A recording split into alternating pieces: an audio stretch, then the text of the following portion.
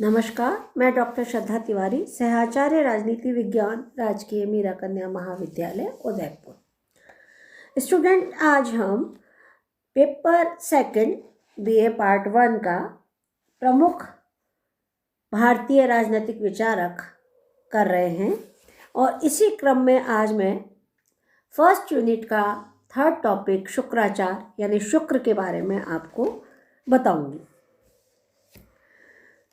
इस नीति सार का जो राजा रात दिन चिंतन करेगा वही राज्य भर को उठाने में समर्थ होगा। शुक्र नीति के समान दूसरी कोई नीति तीनों लोकों में नहीं है। व्यवहारी यानी प्रैक्टिकल मनुष्यों के लिए शुक्र की नीति है और सब को नीति है। ये शुक्राचार्य जी के विचार हैं। शुक्राचार और शुक्र नीति सार के बारे में हम आगे चर्चा करेंगे।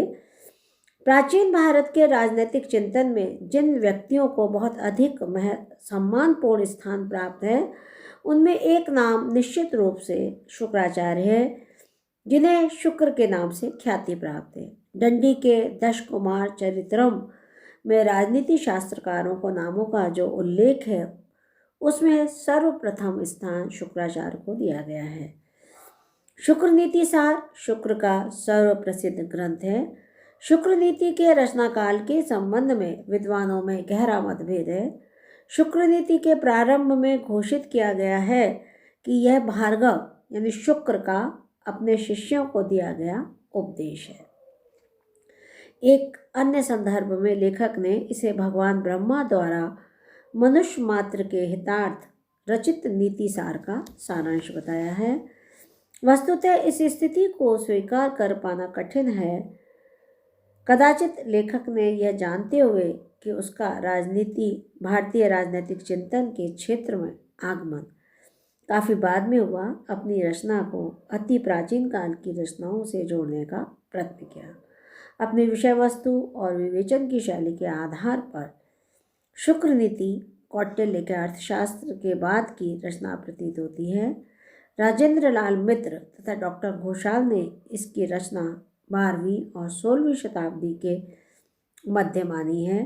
वस्तु स्थिति यह है कि इसका अधिकांश भाग 11वीं और 12वीं शताब्दी में लिखा गया, किंतु इसमें कुछ अंश 14वीं शताब्दी तक जुड़ता चला गया।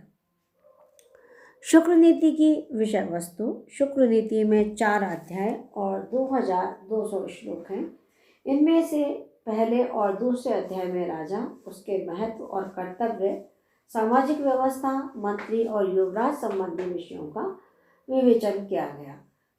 तीसरे अध्याय में साधारण नीति शास्त्र का विवेचन है, जिसका संबंध राजा और अन्य सभी से है। चौथे अध्याय में जो सबसे अधिक लंबा है और जिसे मिश्र अथवा विविध विषय प्रकरण नाम दिया गया है, मित्रों, उदासीनों, शत्रुओं, आय स्रोत्र, राज्य क्षेत्र, विज्ञान व कलाएं, मनुष्यों के कर्तव्य, वृक्ष लगाना, कुएं खुदवाना, न्याय व्यवस्था, सेना आदि अनेक विषयों का विवेचन है। इस प्रकार शुक्र नीति में शासन कला से कहीं अधिक विषय सामग्री है। इसमें सदाचरण और संपूर्ण नैतिकता का विवेचन है। शासन कला तो उसका एक अंग मात्र है, यद्यपि वह सबसे महत्वपूर्ण है। कौटिल्य के अर्थशास्त्र के बाद राज्य और शासन पर लिखे गए ग्रंथों में शुक्र नीति का महत्व और अन्य सभी ग्रंथों से बढ़कर है।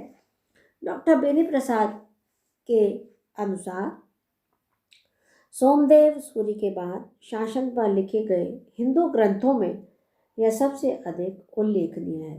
स्वयं शुक्र ने घोषित किया है कि उसका ग्रंथ राजाओं और दूसरों के इतिहास लिखा गया है। शुक्र नीति की विषय वस्तु के बारे में स्वयं शुक्र ने अभिमान पूर्वक लिखा है। इस नीति सार का जो राजा राज दिन चिंतन करेगा वही राज्य भार को उठाने में समर्थ होगा। शुक्र नीति के समान दूसरी कोई नीति तीनों लोकों में नहीं है। व्यवहारी मनुष्यों के लिए शुक्र की ही नीति है और सब कुनीति है। शुक्र नीति इस विषय पर बाद में लिखे गए ग्रंथों की तुलना में अपनी एक मौलिकता लिए हुए हैं और विविध बातों के संबंध में विचारों की स्वतंत्रता के कारण अन्य ग्रंथों से भिन्न है। अतः शुक्र के अभिमान सूचक कथन में यह सत्य अवश्य है।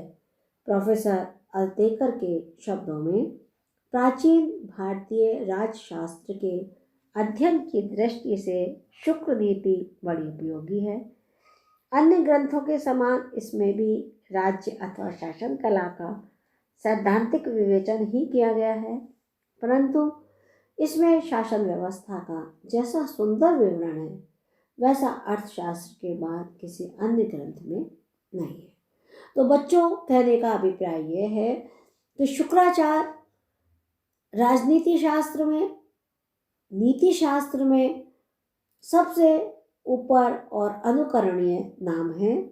उनकी शुक्र नीति आज भी हमारे सामने सटीक प्रतीत होती है, क्योंकि वर्तमान प्रशासनिक व्यवस्था में जितने भी उपाय या अध्याय या भाव शुक्राचार्य ने जोड़े, वो सब आज व्यवहारिक जीवन में भी हमारे सामने दिखाई देते हैं।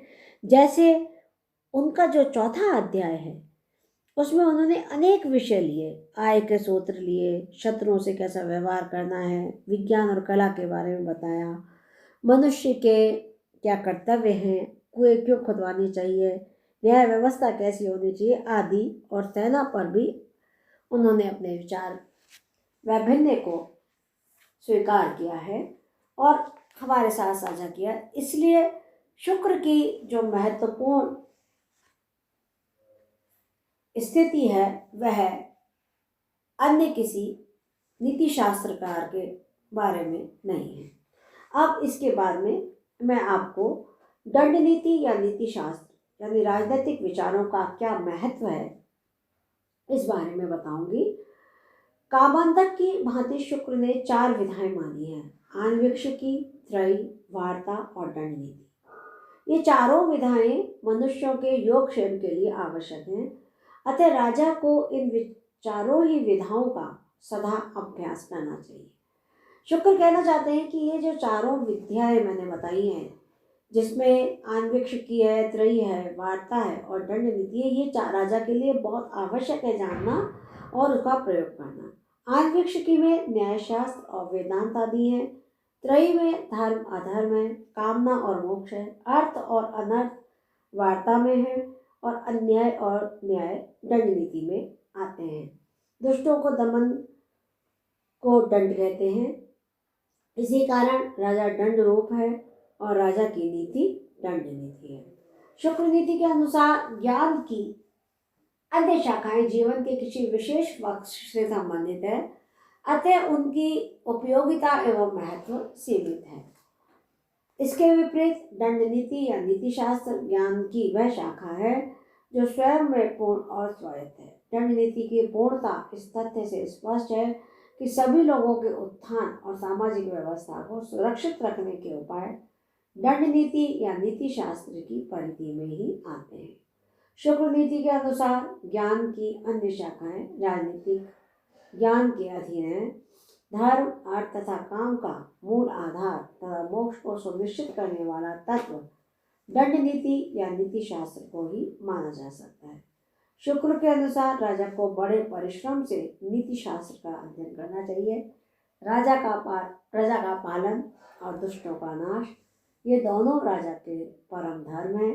इन दोनों का पालन नीति के बिना नहीं हो सकता। जैसे देहधारियों के लिए भोजन के बिना जीना असंभव है, वैसे ही नीति के बिना संपूर्ण लोक का व्यवहार स्थित नहीं हो सकता। राजा को अपने हित के उद्देश्य से ऐसी नीति का अवलंबन करना चाहिए जिससे सारा राष्ट्र बिना प्रेरणा के ही राज्य और राजा के हित में तत्पर हो जाए। तो प्यारे बच्चों, शुक्र नीति के ये भाव मैंने आपके सामने प्रकट किए। अब इसके बाद राज्य का सप्तांग सिद्धांत क्या है और उसके बारे में हम चर्चा करेंगे। प्राचीन भारत के राजनीतिक चिंतन में राज्य के प्रसंग में सप्तांग सिद्धांत को मान्यता प्राप्त रही है और शुक्र नीति में भी सप्तांग सिद्धांत का उल्लेख किया गया है। शुक्र के अनुसार राज्य के 7 अंग हैं: राजा, मंत्री, मित्र, कोष, राष्ट्र, दुर्ग और सेना। शुक्र नीति की विशेष बात यह है कि साव्याव सिद्धांत को अपनाते हुए एक स्थान पर राज्य की तुलना मानव शरीर से करते हुए इन 7 अंगों को राज्य रूपी मानव शरीर के अंग बतलाया गया है। इन 7 अंगों में राजा प्रधान है तथा उसकी स्थिति मस्तक के समान है। मंत्री आंखें, मित्र कान और कोष मुख है, सेना मन है, दुर्ग दोनों हाथ और राष्ट्र राज्य रूपी शरीर के पैर है। राज्य के संबंध में साव्याव धारणा को अपनाते हुए शुक्र नीति में एक अन्य स्थान पर राज्य की तुलना वृक्ष से की गई है। राज्य रूपी वृक्ष का मूल राजा होता है, मंत्री स्कंद यानी डाले होते हैं, सेनापति वर्ग शाखाएं और सेना पल्लव है, प्रजा फूल, पृथ्वी के भाग फल और भूमि बीज है। डॉक्टर घोषाल शुक्र द्वारा अपनाई गई इस साव्याव धारणा के संबंध में लिखते हैं कि लेखक ने राज्य की शरीर और वृक्ष से जो उपमाएं दी हैं उससे ये स्पष्ट है कि उसने पूर्व आचार्यों की अपेक्षा अखंडता व अंतर के सिद्धांतों पर आधारित आंगिक एकता को अधिक अच्छे रूप में समझा है और उसके महत्व को दर्शाया है। आज के व्याख्यान में